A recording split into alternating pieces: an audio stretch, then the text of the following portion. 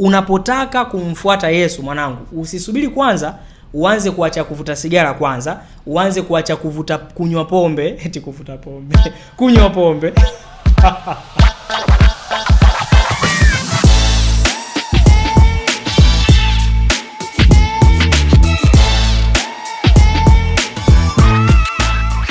A lot of young Christians have been asking me different questions, and in this session Ask Pastor Kenny nitakuwa nina address hayo maswali, kwa sababu najua vijana wengi wa Kikristo wanayo maswali mengi ambayo yanaendelea katika fahamu zao, na hata vijana wengine ambao yamkini pia hawapo kanisani kwa sababu fulani wana maswali wanajiuliza.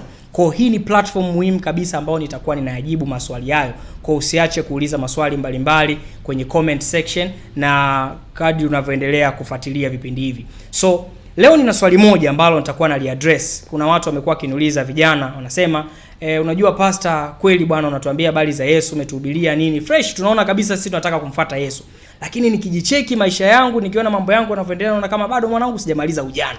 Yaani vitu kibao, madem nini unajua, vitu kibao. Sasa pastor, mimi nafanyaje? Nisikilizie kwanza nimalize mambo yangu afu ndo nimfuate Yesu.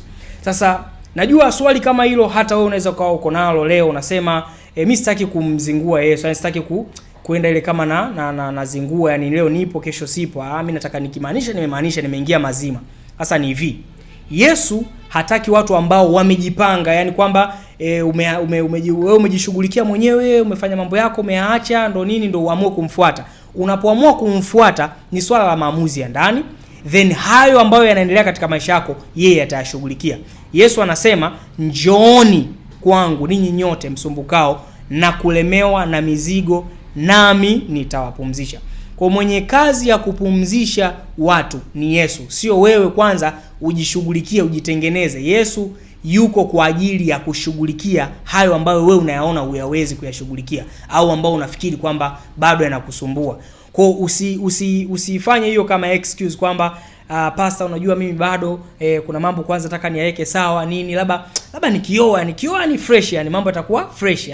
Unaweza ukaoa mwanangu na bado mambo yasiwe fresh, lakini kama umemaanisha ndani ya moyo wako kumfuata Yesu, hata ukiwa kijana kabla hujaoa, ukimaanisha ndani ya moyo wako, ukimkiri Yesu na kumwamini kwamba Yesu, mimi nimeamua, tumaini langu ni wewe, yeye atakuwezesha hata kushinda hiyo hali ya dhambi, kwa sababu yeye ndo aliyeshughulikia hali ya dhambi pale msalabani. Nitakupa mfano wa kijana mmoja ambaye Yesu alitoa mfano wake, anasema akamuita mwana mpotevu. Huyu jamaa alichomoka nyumbani akaenda zake kitaa huko, akasema mwanangu, mimi naona mshua hapa anazingua nini, ngoja niingie mtaa nikale maisha. Na kweli alikula maisha.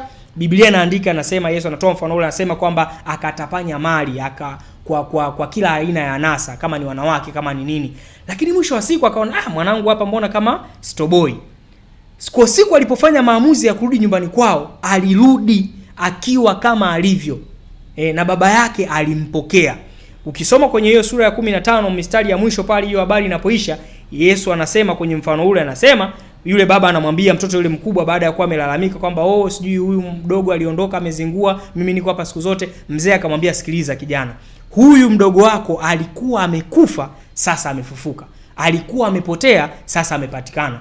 Kwa hiyo kwa Yesu anapokea watu wote walio katika hali ya kufa, na mtu yote aliye dhambini ni mfu. Kwa njoo kama ulivyo ili Yesu akufufue. Unapomwamini yeye ndo anakufufua, na ndani yako unapokea uwezo wa kushinda dhambi. Tukutane tena katika session nyingine ya Ask Pastor Kenny.